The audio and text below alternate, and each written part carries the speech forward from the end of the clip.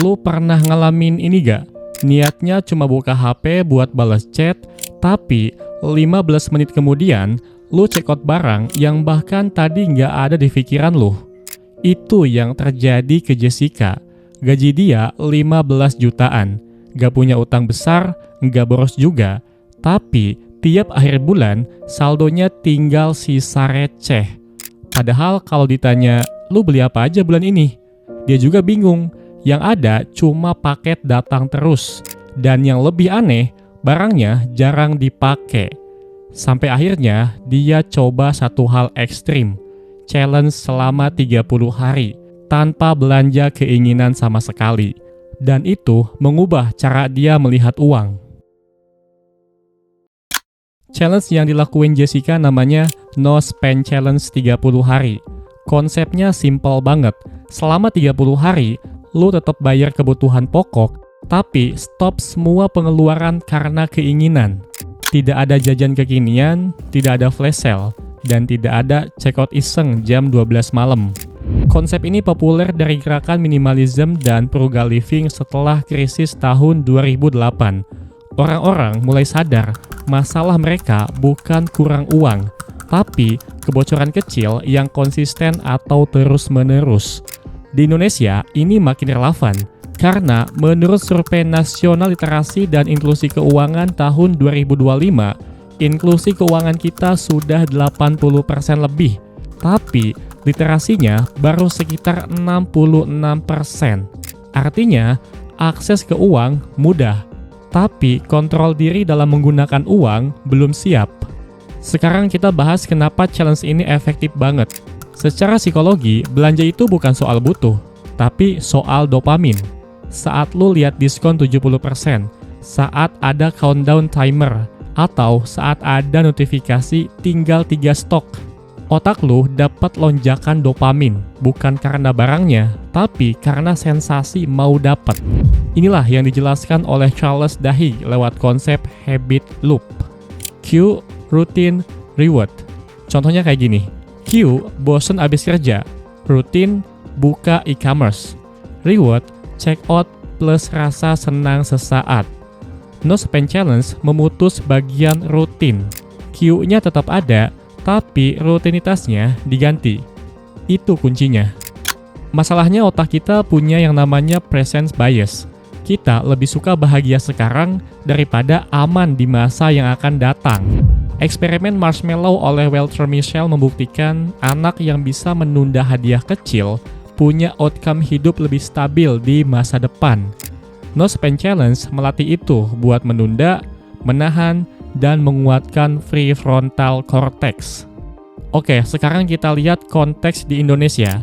Berdasarkan data Bank Indonesia tahun 2024, rata-rata 73,9% pendapatan habis untuk konsumsi. Rata-rata tabungan tinggal sisa 16%. Live shopping ditonton lebih dari 80% pengguna e-commerce, dan lebih dari setengahnya pernah check out di situ. Pay later, pembiayaannya tembus triliunan rupiah. Artinya, sistem digital kita memang dirancang untuk bikin kita belanja cepat. Jadi, kalau lu ngerasa lemah, gak bisa nahan buat belanja, itu bukan cuma kesalahan lu, tapi sistemnya emang dirancang buat itu. Dan No Spend Challenge adalah cara melawan sistem itu. Sekarang kita masuk ke bagian paling penting, yaitu cara praktekinnya. Di video ini gue gak cuma ngasih teori, tapi gue kasih juga langkah-langkahnya yang langsung bisa lu praktekin sekarang juga. Oke, kita mulai. Langkah pertama, tentukan kebutuhan dan keinginan. Pengeluaran itu ada 2 macam, yaitu kebutuhan. Misalnya kayak buat makan, buat bayar tagihan, uang transportasi buat kerja, dan biaya kesehatan.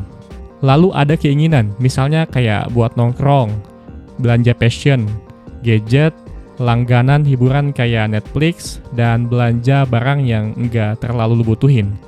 Jangan ada zona abu-abu. Lu wajib tentuin mana kebutuhan dan mana keinginan. Oke, lanjut ke langkah kedua, yaitu bersihkan pemicu. Log out dari semua aplikasi belanja online. Matikan notifikasi promo, karena sebenarnya lu nggak lemah, lu cuma terlalu dekat dengan godaan. Setelah itu, lanjut ke langkah ketiga, yaitu ganti rutinitas.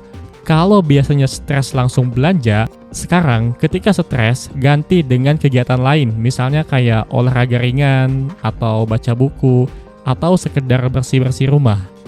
Challenge ini bukan cuma soal uang, tapi mengganti pola rutinitas. Setelah itu, lanjut ke langkah keempat, yaitu catat progres. Cetak kalender 30 hari. Atau lu bisa pakai kalender digital yang ada di HP lu. Centang setiap hari tanpa belanja, karena otak suka dengan progres visual, dan itu bisa bikin lu ketagihan buat konsisten. Oke, sekarang gue kasih simulasi biar lu ada gambaran. Kalau biasanya lu habis 50.000 per hari, misalnya buat beli cemilan atau beli barang yang sebenarnya nggak terlalu dibutuhin. 50.000 dikali 30 hari, sama dengan 1,5 juta. 1,5 juta. Itu cuma dari kebocoran kecil 50.000 per hari. Dan itu bukan gaji tambahan, itu uang lu sendiri yang berhenti bocor. Tapi gue harus jujur kalau challenge ini punya risiko, namanya rebound spending, atau balas dendam belanja. Misalnya hari ke-31 lu langsung check out 5 juta rupiah. Kalau mindset lu cuma nahan diri, lu akan balas dendam.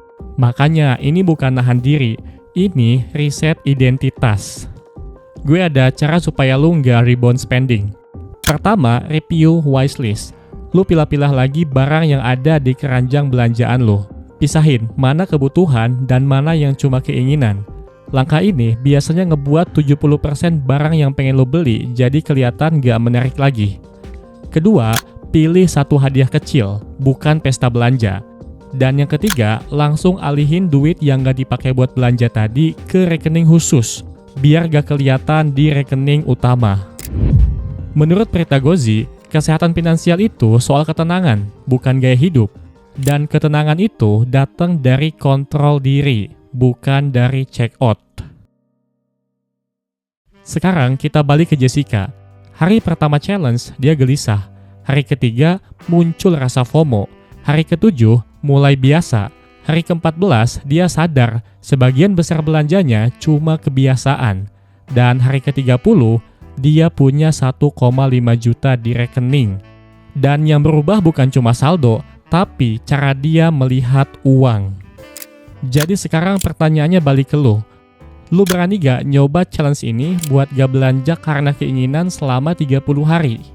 Karena mungkin masalahnya bukan gaji yang kurang, tapi sistem belanja kita yang belum pernah kita riset. 30 hari tanpa belanja. Lu mau mulai hari ini atau tetap jadi Jessica sebelum berubah?